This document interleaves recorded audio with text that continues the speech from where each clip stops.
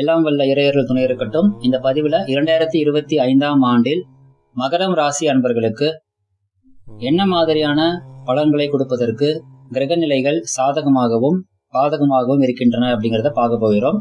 ஒரு விஷயம் முதல்ல தெளிவா புரிஞ்சுக்குவாங்க. பதிவுக்குள்ள போறதுக்கு முன்னாடி ராசி பலன்கள் என்று சொல்லக்கூடியவை எல்லாமே மேலோட்டமானது.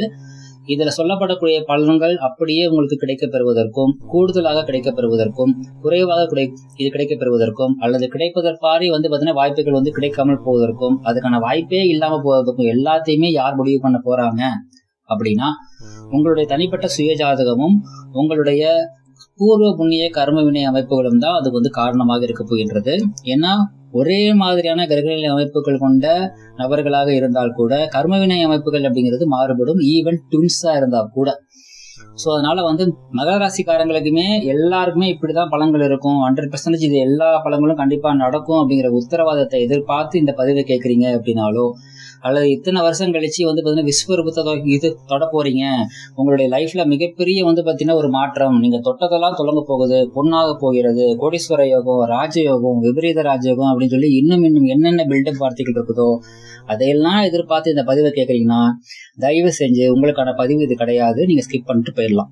ஓகே, உங்களுடைய சுயஜாதக அமைப்பின்படி பலன்கள் கிடைக்குங்கிறதுல மாற்றுக்கிறது இல்லை. ஸோ மேலோட்டமா என்னென்ன பலன்கள் கிடைப்பதற்குரிய வாய்ப்புகள் இருக்குங்கிறது தான் ராசி பலன்கள். ஸோ அதன் அடிப்படையில பொதுவாகவே இந்த 2025ஆம் ஆண்டு அப்படிங்கிறது பலவிதமான ஏற்ற இறக்கங்களை சந்திக்கக்கூடிய ஒரு காலகட்டமாக இருக்கும்.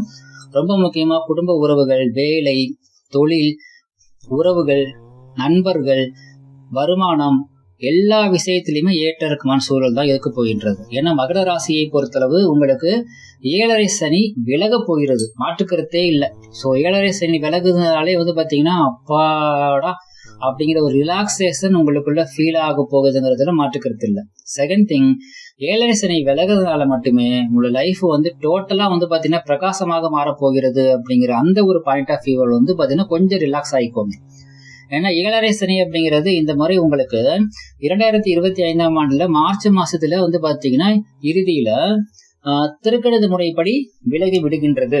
ஆனால் வாக்கிய முறைப்படி பார்த்தோம் அப்படின்னா 2025 டிசம்பர்ல தான் விலகுது. இதனுடைய பொருள் என்ன அப்படின்னா, உங்களுடைய ஜாதக பலன்கள் உங்களுக்கு திருக்கணித முறைப்படி ஒத்து வருது அப்படின்னா 2025ஆம் ஆண்டு ஆரம்பத்திலேயே உங்களுக்கு 7.5 சனி விலகுவதன் பலன்களை நீங்கள் பெற ஆரம்பித்து விடுவீர்கள். ஒருவேளை வாக்கிய முறைப்படிதான் எனக்கு பலன்கள் ஒத்து வருது அப்படிங்கிற பட்சத்துல 2025ஆம் ஆண்டு முடிந்த பிறகுதான் உங்களுக்கு 7.5 சனியுடைய தாக்கத்திலிருந்து நீங்கள் விடுவிக்கப்படுவீர்களே தவிர, சரிங்களா, இந்த விஷயத்தை நீங்க தெளிவா புரிஞ்சுக்கோங்க. பட் இன்கேஸ் இதுல சிலருக்கு வாக்கிய முறைப்படி ஃபாலோ பண்ணும் பொழுது 2025 ஏப்ரல் முதலே 7.5 சனி பாத்தீங்கன்னா உங்களுக்கு ரிலீஸ் ஆனா எப்படி இருக்கும் அப்படிங்கிறதுக்கான சிம்டம்ஸ் எல்லாம் உங்களுக்கு காமிக்க ஆரம்பிச்சிடும். சரிங்களா? சோ 7.5 சனி விலகுவதன் மூலயமாக, ஏன்னா பொதுவா 7.5 சனி 7.5 வருஷம் தான் இருக்கும். ஆனா சம்டைம்ஸ் பாத்தீங்கன்னா 8 அந்த மாதிரி பாத்தீங்கன்னா வருடங்கள் வரைக்கும் பாத்தீங்கன்னா நீடிப்பதற்கான அமைப்புகள் அப்படிங்கிறது சில ராசிகளுக்கு சில வருடங்களில் அந்த மாதிரி நடக்கும். சோ அது மாதிரி உங்களுக்கு இந்த முறை 7.5 சனி என்று சொல்லக்கூடிய அமைப்பு கிட்டத்தட்ட 8.25 வருடங்கள் நடந்திருக்கின்றது. அது இப்போ முடிய போகின்றது. சோ இந்த 7.5 சனிங்கிறது உங்களை பொறுத்தளவு 8.25 சனியா பாத்தீங்கன்னா வேலை செஞ்சிருக்குது. இதனுடைய தாக்கத்திலிருந்து ரிலீஸ் ஆகக்கூடிய இந்த தருணத்துல 3ஆம் இடத்துல அமரக்கூடிய சனி பகவானால், அந்த சனி பகவான் உங்களுக்கு ராசிநாதனாவும் இருக்கார். சோ ராசிநாதன் 3ஆம் இடத்துல அமர்வதனால பொதுவாகவே மனோதைரியம் அதிகமாகும். பிரச்சனைகளை கண்டு பயந்துகிட்டு இருந்த நீங்க இனிமேல பிரச்சனைகளை கவனமா கையாள்வதற்கும், சவால்களை பாத்தீங்கன்னா ரொம்ப அசால்ட்டா அவ்வளவுதானே விட்டு பாத்துக்கலாம் அப்படின்னு சொல்லிட்டு அந்த டீல் பண்ணக்கூடிய தன்மையும் பாத்தீங்கன்னா கொண்டு கொடுக்கும். ஏன்னா 3ஆம் இடத்துல பாவ கிரகங்கள் அமர்வது என்பது மிகவும் நல்லது. ஆனா அதுக்காக அது கோடீஸ்வர யோகத்தை கொண்டு கொடுத்துரும், அள்ளி கொண்டு கொடுத்துரும், ஊரையை பிச்சுக்கிட்டு கொண்டு கொடுத்துரும் அப்படிங்கிற டைலாக் எல்லாம் தூக்கி ஓரமா வச்சிருங்க. ஏன்னா இதை கேட்டு மக்கள் எல்லாருமே ஜோதிடம் பார்க்க வரும் பொழுது, சார் இந்த யூடியூப்ல எப்படி சொல்றாங்க, அந்த சேனல்ல எப்படி சொல்றாங்க, நீங்க அப்படி எதுவுமே சொல்லலையே சார் அப்படின்னா, அம்மா அது எல்லாமே உங்களை வீடியோவை பார்க்க வைப்பதற்கு சொல்லப்படக்கூடிய ஆசைகளை தூண்ட வைக்கக்கூடிய ஏமாற்றக்கூடிய வார்த்தைகள் தவிர அது பிராக்டிக்கல் லைஃப்ல ஒத்து வராது அப்படிங்கறத என்னுடைய கிளைண்ட் எல்லாருக்கும் சொல்லிட்டு இருக்கேன். அதை தான் இந்த பதிவுலையும் நான் தெளிவா சொல்றேன். என்னுடைய முந்தைய பதிவுகள்ல கூட இந்த மாதிரி பாத்தீங்கன்னா மக்களை தூண்டக்கூடிய வகையில பாத்தீங்கன்னா வார்த்தைகளை பயன்படுத்திருக்கவே மாட்டேன். இயல்பு வாழ்க்கைக்கு என்ன மாதிரியான பாத்தீங்கன்னா வார்த்தைகளை பயன்படுத்தணுமோ அது மட்டும்தான் என்னுடைய பதிவுகள்ல இருக்கும். சோ அடுத்ததான் பாத்தீங்கன்னா குரு பகவானுடைய ஒரு நிலையானது ஓகே, முதல்ல இது சனியை முடிச்சிடுறேன். ஸோ சனியை பொறுத்தளவு வந்து பாத்தீங்கன்னா சனி பகவானுடைய பார்வை உங்களுடைய ராசிக்கு 5ஆம் இடத்தில் விழப்போகிறது. ராசிக்கு வந்து பாத்தீங்கன்னா 9ஆம் இடத்தில் விழப்போகிறது. கடைசியா ராசிக்கு 12ஆம் இடத்தில் விழப்போகிறது. ஸோ இது எல்லா இடங்களுமே வந்து பாத்தீங்கன்னா உங்களுக்கு பூர்வ புண்ணிய பலத்தை அதிகரித்து தரக்கூடும். அப்புறம் வந்து பாத்தீங்கன்னா குலதெய்வ வழிபாடு, குழந்தைகள் மூலியமாக நன்மைகள், அதே மாதிரி வந்து பாத்தீங்கன்னா வெளிநாட்டு முயற்சிகள் வந்து பாத்தீங்கன்னா சக்சஸ் ஆகுறது, முன்னோர்களுடைய வழியில இருந்து பாத்தீங்கன்னா உங்களுக்கு கிடைக்க வேண்டிய நன்மைகளை தடுத்துக்கிட்டு இருந்த இது நிலையானது மாறி தந்தை வழி மூலமாக உங்களுக்கு நன்மைகளை கொண்டு வந்து கொடுக்கக்கூடியது. முக்கியமா மருத்துவ செலவுகள் மிக அதிகப்படியாக இருந்த நிலையிலிருந்து அதை குறைத்து தரக்கூடியது அப்படின்னு எல்லா விதத்திலையும் பாசிட்டிவான ஒரு நிலை அப்படிங்கிறது இந்த காலகட்டத்தில் உங்களுக்கு 2025ஆம் ஆண்டு நீங்கள் பெறுவீர்கள் சனி பகவானுடைய ஒரு அமைப்பு மூலமாக. அதே சமயம் ராகு கேது பயிற்சின்னு ஒண்ணு இருக்கு இல்லையா? ராகு கேது பயிற்சி அப்படிங்கிறது மே மாசம் நடக்குது. ஸோ இதன் மூலயமாக உங்களுடைய ராசிக்கு 2ஆம் இடத்தில் ராகுவும் 8ஆம் இடத்தில் கேதுவும் வந்து அமரப் போகிறாங்க. அதுவும் ராகு வந்து அமரக்கூடிய வீட்டுல ராகு பகவானின் நட்சத்திரமான சதயம் இருக்கின்றது. கேது பகவான் வந்து அமரக்கூடிய இடத்துல கேது பகவானின் மகம் நட்சத்திரமும் இருக்கின்றது. சோ அப்போ உங்களுக்கு ராகு பகவானும் கேது பகவானும் தாங்கள் தர வேண்டிய பலன்களை மிகவும் வலுவாக தரக்கூடிய நிலையில் இருக்காங்க.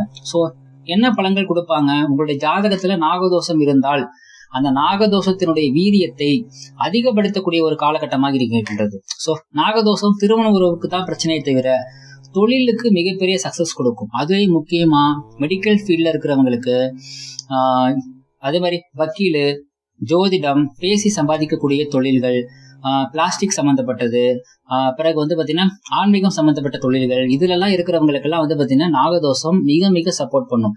சோ இது உறவுகள் வகையில மட்டும்தான் காயப்படுத்துமே தவிர பொருள் சம்பந்தப்பட்ட வகையில எல்லாத்திலயுமே உங்களுக்கு பிளஸ் அமைப்புகள் தான் ஏற்படுத்தி கொண்டு வந்து கொடுக்கும்.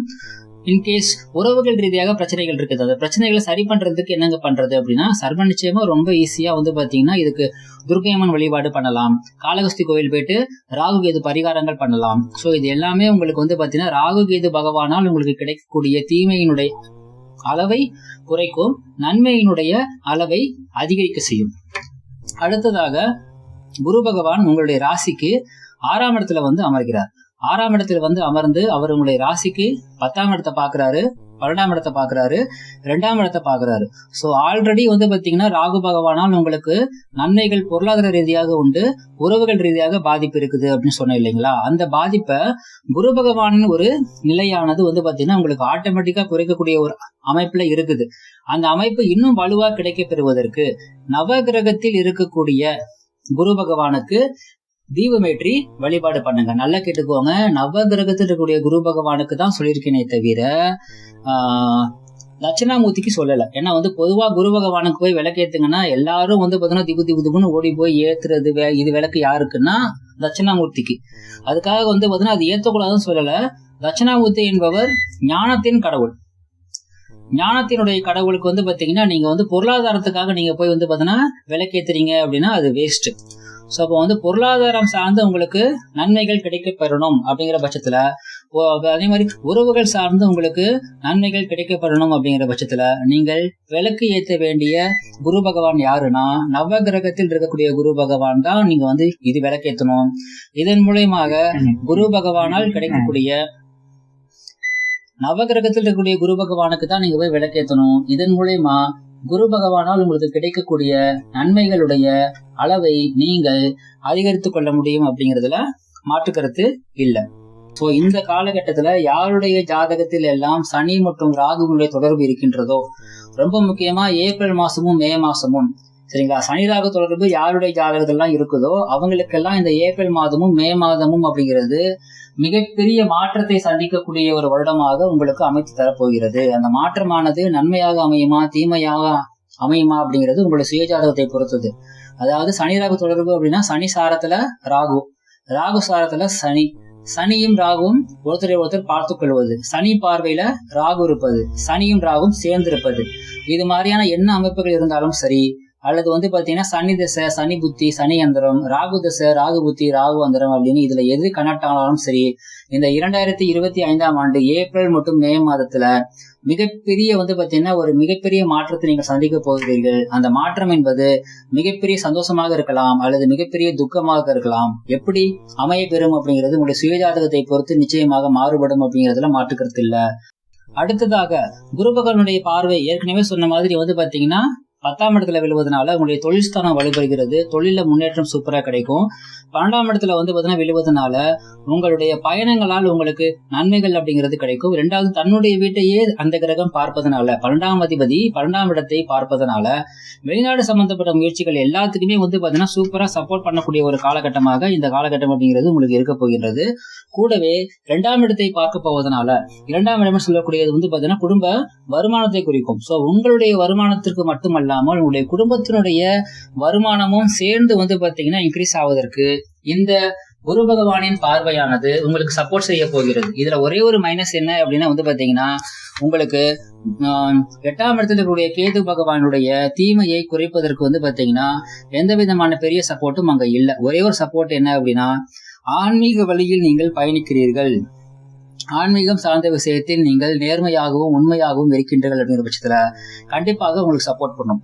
மற்றபடி பொதுவாகவே உங்களுடைய சுயஜாதக அமைப்புப்படி குழந்தை பிறப்பு, திருமணம், வீடு, வண்டி, சொத்துக்கள் சேர்ப்பது, இன்னும் என்னென்ன விஷயங்கள்ல உங்களுக்கு பெண்டிங் இருக்குதோ, என்னென்ன விஷயங்கள் உங்களுக்கு கிடைப்பதற்கு வந்து பாத்தீங்கன்னா வாய்ப்பு இருந்தும் கிடைக்காமல் தள்ளி போகின்றதோ அத்தனை விஷயங்களும் இந்த 2025ஆம் ஆண்டிலிருந்து உங்களுக்கு படிப்படியாக கிடைப்பதற்குரிய வாய்ப்புகள் அப்படிங்கிறது உருவாகும். ஈவன் திருமணமாகி 5 வருஷம் ஆயிடுச்சு, 10 வயசு ஆயிடுச்சு, இன்னும் குழந்தை இல்லை அப்படிங்கிற நிலையில் கூட உங்களுடைய ராசிக்கு 6ஆம் இடத்தில் வந்து அமரக்கூடிய குரு பகவானால் குழந்தைகளுடைய ஒரு மழலை சத்தம் வீட்டுக்குள்ள ஸ்ட்ராங்கா வந்து பாத்தீங்கன்னா கனெக்ட் ஆகக்கூடிய வாய்ப்புகள் அப்படிங்கிறது உருவாகும். ஏன்னா 5ஆம் இடம்னு சொல்லக்கூடியதுதான் குழந்தை ஸ்தானம். அந்த இடத்துக்கு அடுத்த வீட்டுல குரு பகவான் நகர்கிறார். சோ இந்த மாதிரி இருக்கும் பொழுது குரு பகவானுடைய ஒரு தொடர்பு என்பது குடும்பத்தில் குழந்தை வருவதற்குரிய வாய்ப்பாக இந்த 6ஆம் இடம் இருக்கின்றது. இதனால தாய்மாமன் உறவு வந்து வலுவடைவதற்கான வந்து பாத்தீங்கன்னா காலகட்டமாகவும் இருக்கிறது. ஏன்னா தாய்மாமன் உறவு எப்ப வந்து வலுவடையும்னா குழந்தை பிறந்து அந்த குழந்தை வந்து பாத்தீங்கன்னா அந்த குழந்தைக்கு மிக முக்கியமான இது உறவாக இவன் ஒரு குழந்தை பிறந்துச்சுன்னா அம்மா அப்பாவுக்கு எப்படி இருக்குது அப்படிங்கிற கேட்கிற அந்த விஷயத்துக்கு ஈக்குவலா அடுத்து என்ன கொஸ்டின் கேட்பாங்கன்னா தாய்மாமனுக்கு எப்படி இருக்குது அப்படின்னு சொல்லிட்டு. சோ அந்த ஒரு இடத்துல இந்த வாட்டி வந்து குரு பகவான் கனெக்ட் ஆகுறதுனால குழந்தை பிறப்பு சார்ந்த விஷயத்துல மிகவும் சாதகமான அமைப்புகள் அப்படிங்கிறது இருக்கின்றது. உங்களுடைய சுயஜாதகம் அதற்கு சப்போர்ட் பண்ணக்கூடிய பட்சத்துல சர்வ நிச்சயமாக இந்த ஆண்டு உங்களுக்கு குழந்தை பிறப்புக்கான ஒரு அமைப்பை மேற்கொண்டு வலுப்படுத்த செய்யும் அப்படிங்கிறதுல மாற்று கருத்து இல்ல. வாழ்த்துக்கள்.